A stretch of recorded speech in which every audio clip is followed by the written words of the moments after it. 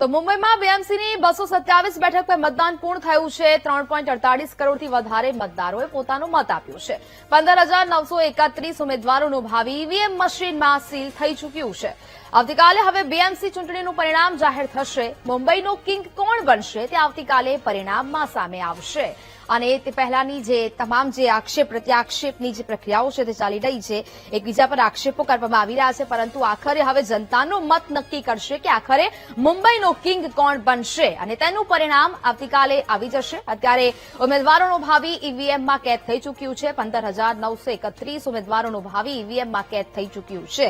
એટલે કે હવે તમામ જે આ વોટ અને રાજનીતિનું જે જોવા મળી રહ્યું છે ને, હવે રાજનીતિમાં હવે મહારાષ્ટ્રનો કિંગ કોણ બનશે તે આવતીકાલે સામે આવશે। તો મુંબઈ સમાચારના તંત્રી નિલેશ દવે આપણી સાથે લાઈવ જોડાયા છે ચર્ચા કરવા માટે। નિલેશભાઈ, ખૂબ ખૂબ સ્વાગત છે આપનું વીટીવી ન્યૂઝમાં। સૌથી પહેલા તો ઇલેક્શનની વાત કરીએ। મહારાષ્ટ્રમાં હવે મુંબઈનો આગામી કિંગ કોણ હશે તેને લઈને હવે ઉમેદવારોના ભાવિ તો ઈવીએમમાં સીલ થઈ ગયા છે, પરંતુ રાજનીતિક મુતાબિક કેવી રીતે જોઈ રહ્યા છો આપ? પહેલી વખત એવું છે કે ચૂંટણીમાં કોણ કયા પક્ષ તરફથી લડે છે એ જનતાને ખબર નથી। બહુ જ કન્ફ્યુઝન અને બહુ ગૂંચવણ ભરી પરિસ્થિતિ મતદારોની છે મુંબઈમાં। કેમ કે મુંબઈની આજુબાજુની મહાનગરપાલિકામાં જે બે પક્ષો સામસામે લડી રહ્યા છે એ પક્ષો અહીંયા સાથે લડી રહ્યા છે। કોઈ પુનામાં અલગ લડી રહ્યું છે, કોઈ અંબરનાથમાં અલગ લડી રહ્યું છે, એટલે કન્ફ્યુઝન એટલું બધું છે મતદારોમાં। એટલે આ ચૂંટણીમાં પરિણામ જોવા જરૂરી છે કે મતદારોને ખરેખર સમજાયું છે કે ભાઈ ક્યાં વોટ કરવો। બે શિવસેના, બે એનસીપી, ભારતીય જનતા પાર્ટી, કોંગ્રેસ, મનસે એવા આટલા બધા પક્ષોની વચ્ચે કોણ કોની સાથે છે, કોણ ક્યાં ગયું, કોનું નિશાન શું આવ્યું, એ બધું ધ્યાન રાખીને ચોક્કસ મતદાન કરવું એ બહુ ડિફિકલ્ટ ટાસ્ક છે મતદારો માટે સિલેક્ટ કરવું।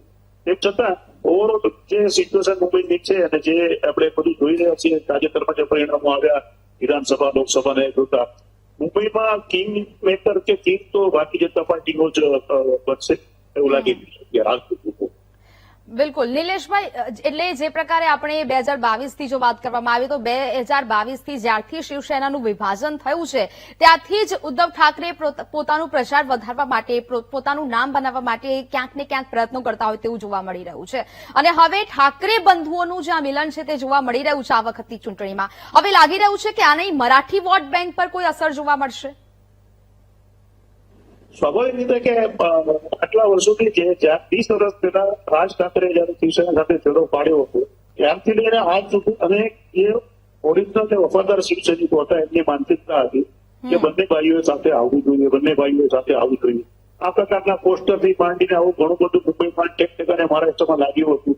દરેક ચૂંટણી વખતે આ મુદ્દો આવે, દરેક ચૂંટણી વખતે ઉદ્ધવના કે રાજના ઇન્ટરવ્યુમાં આપણને આ પ્રશ્ન આપણી સામે આવતો હતો કે તમે ક્યારે જોઈન થશો કે નહીં થાવ। એટલે એના પર આ પૂર્ણ મુકાયું છે એટલે બંને સાથે આવ્યા છે। એટલે 100% બંનેને કંઈક ફાયદો તો 100% થશે, પણ જે રીતે બંને ભાઈઓ સાથે આવી રહ્યા છે આપણે એના પ્રોજેક્ટ કરી રહ્યા છે કે મરાઠી વોટરનું સ્વાઇપ થઈ જશે, મરાઠી વોટ સાઇડ થઈ જશે, ભાજપનો મરાઠી વોટ મળશે, એવું બિલકુલ નહીં થાય। મરાઠીમાંથી બી અમુક પર્સન્ટેજ લોકો ભાજપ સાથે છે। ભાજપ પોતે મરાઠી પર ઉભેલી પાર્ટી છે મહારાષ્ટ્રની અંદર, એના પોતાની વોટ બેંક છે ભાજપ। એટલે આખી આ ક્લીન સ્વીપ થાય એવું નથી માનતો કે મરાઠી વોટ એક બાજુ જ પડશે એટલે બધે ઠાકરે બંધને પડશે। ભારતીય જનતા પાર્ટી પણ એટલા જ ઉમેદવારો આપ્યા છે। ઓછા પટેલ કે ભારતીય જનતા પાર્ટી એક પણ મુસ્લિમ ઉમેદવાર ના આપીને હિન્દુ તરફી જે મરાઠી માણસો છે એટલે પોતાની તરફ ખેંચવાનું કાર્ય કરી જ નાખ્યું છે। એટલે બે બંધુઓ સાથે તો ફરી એક વખત આવી ગયા છે, પરંતુ સવાલ અહીંયા એ પણ થઈ રહ્યો છે કે આ વખતે મરાઠી અને મુસ્લિમ ફેક્ટર પણ ખૂબ કામ કરી રહ્યો હોય તેવું ક્યાંક ચર્ચાઓ છે તે જોવા મળી રહી છે। આપના મતે લાગી રહ્યું છે કે આ ફેક્ટર કામ આવશે આ ચૂંટણીમાં? 100% ઉદ્ધવ ઠાકરેને મુસ્લિમ વોટ મળશે જ, કેમ કે વિધાનસભાની અને લોકસભાની ચૂંટણીમાં શિવસેનાને મુસ્લિમોના વોટ મળ્યા હતા। આ વખતે આશ્ચર્યજનક રીતે શિવસેનાએ લગભગ મોટાભાગના મુસ્લિમોને ઉમેદવારી આપી છે। જે શિવસેનામાં ક્યારે એક પણ મુસ્લિમ ઉમેદવાર નતો, એમાં આ વખતે 10-20 ઉપર કંઈક ઉમેદવારો લોકો આપ્યા છે। મને ખરેખર આંકડો મારી પાસે નથી અત્યારે, પણ એને ઘણા બધા ઉમેદવારોને મુસ્લિમ ઉમેદવારોને ટિકિટો આપી છે મુસ્લિમ મતો ખેંચવા માટે। વિધાનસભામાં તો ભલે એનો રકાસ થઈ ગયો, પણ લોકસભાનો મળેલી સફળતા એ ઉદ્ધવને હિન્દુવાદી વોટ કરતા મુસ્લિમ તરફી વોટ તરફ જવાનું વધુ ગમ્યું છે અને એ તરફ 101% ગયા છે। આમાં એ કોંગ્રેસનો સફાયો કરી નાખશે. કોંગ્રેસના જે હાર્ડકોર મુસ્લિમ વોટ હતા એ હવે શિફ્ટ થઈને શિવસેનાને મળશે અને બીજેપીને તો આ વોટ મળતા જ હતા, એટલે એને નફા નુકસાન જેવું કાંઈ નહીં થાય.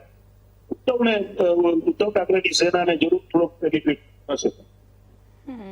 ઓકે નિલેશભાઈ, ક્યાંક આક્ષેપ પ્રત્યાક્ષેપો પણ ખૂબ થઈ રહ્યા છે, પરંતુ અત્યારે જે પ્રકારે વોટ અત્યારે નોંધાયા છે 3.48 કરોડથી વધારે મતદારોએ પોતાનો મત આપ્યો છે, એટલે કે આ પરિણામો આવતીકાલે આવવાના છે, પરંતુ મતદાન જે તરફ ઇશારો કરી રહ્યું છે, લાગે છે કે આટલું બધું મતદાન જે થયું છે તે કોઈ એક પાર્ટી તરફ ઇશારો કરી રહ્યું હોય? નહીં, તમારે ક્યાંક આમાં ચૂક મને લાગે છે. 3.48 કરોડનો આંકડો ખોટો છે. મુંબઈની વસ્તી આટલી છે જ નહીં. આ ઓવરઓલ મહારાષ્ટ્રનો આંકડો હોઈ શકે. મહારાષ્ટ્રની જે સ્થાનિક સ્વરાજની ચૂંટણી આજે જે જ્યાં યોજાય છે એ તમામનો આંકડો આ હોઈ શકે. એટલે એ હોઈ શકે. બાકી મુંબઈમાં અત્યારે મતદાન ખૂબ જ પાકું થયું છે.